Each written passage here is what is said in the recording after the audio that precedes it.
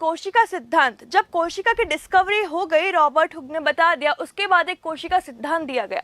तो इस कोशिका सिद्धांत में ये बताया गया, जैसे हमने बताया संरचनात्मक व क्रियात्मक इकाई, तो कि एक कोशिका ही होती है जो आगे दूसरी कोशिका का निर्माण करती है, यानी कि एक प्री एग्जिस्टिंग, पहले से उपस्थित कोशिका से ही नई कोशिका का निर्माण होता है। अब भले ही वो चाहे एनिमल्स है या प्लांट्स है, सब क्या है, सब के सब कोशिका से मिलकर बने हुए होते हैं। ठीक है, पूर्ववर्ती कोशिका से नई कोशिका का निर्माण होगा। देखिए यह सिद्धांत, वही बात वैज्ञानिक श्लीडेन व स्वॉन ने यह सिद्धांत दिया, कोशिका सिद्धांत, जिसमें यह बताया गया कि सभी जीव जो है वो कोशिकाओं से मिलकर के बने हुए होते हैं। संरचनात्मक व क्रियात्मक इकाई, ये तो बात पॉसिबल ही होगी कि जब उसका निर्माण ही कौन कर रही है, कोशिका कर रही है, तो जीवन का आधार, कोशिका अध्ययन को जीवन अध्ययन कहा जाता है, क्योंकि वो जीवन का आधार है। अब वो क्यों है जीवन का आधार, वो भी हमें पता चल रहा है। सभी कोशिकाएं अपनी पूर्ववर्ती कोशिका से मिलती है। ठीक है, एक कोशिका जो होती है वो या तो डिवीजन यानी कि विभाजन करेगी, या डिफरेंशिएशन यानी विभेदन करेगी और नई कोशिका का निर्माण करेगी। जब वो विभेदित होगी तब वो नई नई अलग अलग तरीके की कोशिकाएं बनाएगी, ऐसी उसमें क्षमता होती है। और जब वो विभाजन करती है तब वो मातृ कोशिका से दो पुत्र कोशिकाएं आगे बनाती है। जी, उसके बाद सभी जीव अपना जीवन एक कोशिका से प्रारंभ करते हैं, यानी कि एक सिंगल सेल होती है। ठीक है, हमें यहाँ कितनी बार बताया गया कि एक कोशिका से ही नई कोशिकाएं बनती है और वहीं से उनका जीवन शुरू होता है। तो एक सिंगल सेल से, ठीक है, एक अकेली कोशिका से ही हमारा जीवन प्रारंभ होता है।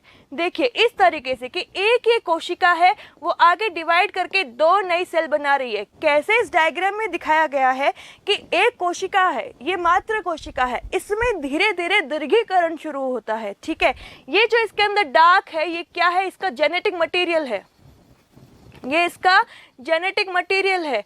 यानी जो क्या होगा, एक कोशिका से या मात्र कोशिका से पुत्री कोशिका में जिसका स्थानांतरण होगा, तो ये कोशिका जो होती है वो क्या होती है, दीर्घीकृत हो जाती है, वो थोड़ी इलोंगेटेड हो जाती है, और इलोंगेटेड होने के बाद वो दो भागों में टूट करके पुत्री कोशिका बना लेती है। इस तरीके से दो भागों में टूट करके पुत्री कोशिका बना देती है। तो क्या एक कोशिका से आगे दो कोशिकाओं का निर्माण हुआ, तो जीवन कहाँ से शुरू हुआ, एक सिंगल सेल से शुरू हुआ। ठीक है, और उसने विभाजन करके या विभेदन करके नई कोशिकाएं बनाई, और ये नई कोशिकाएं बनी किससे है, पूर्ववर्ती कोशिका से बनी है। जो प्री एग्जिस्टिंग सेल है उससे ही नई कोशिका बनी है। उसके नीचे लिखा हुआ है कोशिका।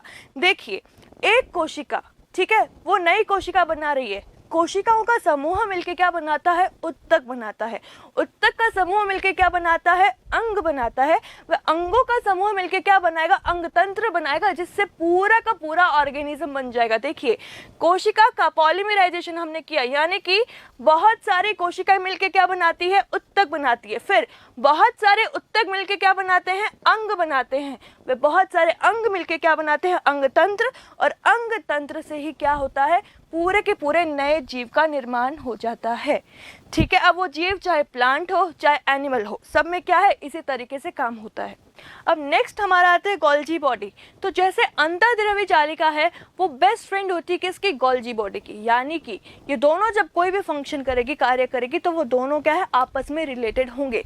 जैसे ER जो थी वो हमारे केंद्र के पास उपस्थित थी, तो वहीं कहीं आसपास गोल्जी बॉडी भी प्रेजेंट होती है।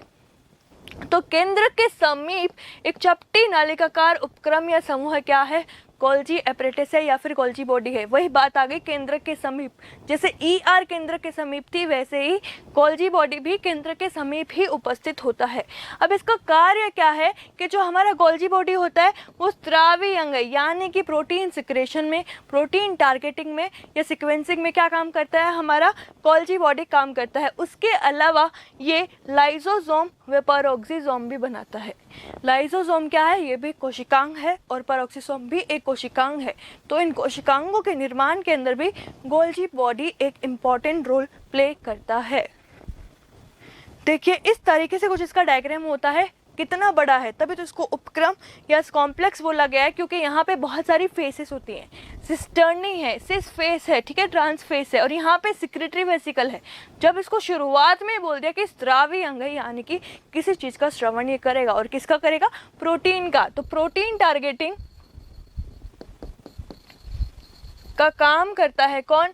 Golgi body. देखिए यहाँ से एक ट्रांसपोर्ट वेसिकल आ रही है, अब उसमें कुछ चेंजेस होंगे, वो चेंजेस होके सिक्रेटरी वेसिकल में कन्वर्ट हो जाएंगे और फिर वो ट्रांसफर कर दिए जाएंगे जहाँ भी कौन से भी कोशिकांग में इसको भेजना है। अगला कोशिकांग हमारा आता है माइटोकॉन्ड्रिया। जैसे केंद्रक बहुत ज़रूरी है वैसे ही माइटोकॉन्ड्रिया भी बहुत ज़रूरी है। तो पहली बात कि इसको क्या कहा जाता है? पावर हाउस कहा जाता है। अब बात यह कि पावर हाउस क्यों कहा जाता है? क्योंकि ये सेल को, कोशिका को शक्ति देने का कार्य करता है, इसलिए इसे powerhouse of the cell कहा जाता है। तो एक कोशिका का दोहरी झिल्ली से घिरा हुआ एक गोलाकार संरचना है जो कि बैक्टीरिया और ब्लू ग्रीन एल्गी को छोड़ के सभी पादप व जंतु कोशिका में पाया जाता है। बैक्टीरिया तो प्रोकैरियोटिक सेल है, तो वहाँ पे तो किसी भी तरीके का कोशिकांग पाया ही नहीं जाता है, और ब्लू ग्रीन एल्गी में भी माइटोकॉन्ड्रिया नहीं पाया जाता, परंतु सभी तरीके की पादप कोशिकाओं व जंतु कोशिकाओं में हमारा माइटोकॉन्ड्रिया प्रेजेंट होता है। उसके अलावा इसे पावर हाउस या शक्ति ग्रह भी कहा जाता है। अब क्यों कहा जाता है वो हम आगे इसके डायग्राम में देखेंगे। देखिए कुछ इस तरीके का हमारा माइटोकॉन्ड्रिया का डायग्राम होता है। ये थ्रेड और ग्रेन्यूल से मिलकर बना है। जो हम माइटोकॉन्ड्रिया लिखते हैं उसका मतलब ही क्या होता है कि माइटो यानी कि थ्रेड एंड ग्रेन्यूल, थ्रेड यानी कि धागे नुमा, ठीक है, और ग्रेन्यूल यानी कि कुछ कणिकाएं इसमें पाई जाती है। देखिए ठीक है, तो इसके अंदर ग्रेन्यूल्स प्रेजेंट है, राइबोसोम प्रेजेंट है जो कि माइटोकॉन्ड्रिया के अंदर पाए जाते हैं। उसके अलावा यहाँ पे क्या है? ATP synthetase particle. अब एक बात बताइए, हमने बात करी एटीपी, एटीपी क्या काम करती है? ऊर्जा देने का काम करती है। एटीपी ही हमें ऊर्जा देती है, तो जिसके पास ऊर्जा होगी वही तो सबसे शक्तिशाली होगा, वही तो पावरफुल होगा। इसी वजह से, क्योंकि यहाँ पे एटीपी सिंथेसिस होता है, इसी वजह से इसको क्या कहा जाता है? Powerhouse of the cell कहा जाता है। उसके अलावा एक इम्पॉर्टेंट फीचर ये भी होता है कि माइटोकॉन्ड्रिया के पास डीएनए, आरएनए, लिपिड व प्रोटीन भी पाए जाते हैं। अब प्रोटीन क्या है? प्रोटीन ही तो एंजाइम्स है, प्रोटीन ही तो एंजाइम्स है। तो यहाँ पे कुछ स्पेशल तरीके के एंजाइम्स प्रेजेंट होते हैं जो क्या करते हैं? कोशिकीय श्वसन की प्रक्रिया कराते हैं, या फिर जिसे हम क्या बोलते हैं? सेल्यूलर रेस्पिरेशन या कोशिकीय श्वसन। तो एक क्वेश्चन आता है कि कोशिकीय श्वसन कहाँ पे होता है? तो कोशिकीय श्वसन जो है वो माइटोकॉन्ड्रिया के थ्रू होता है।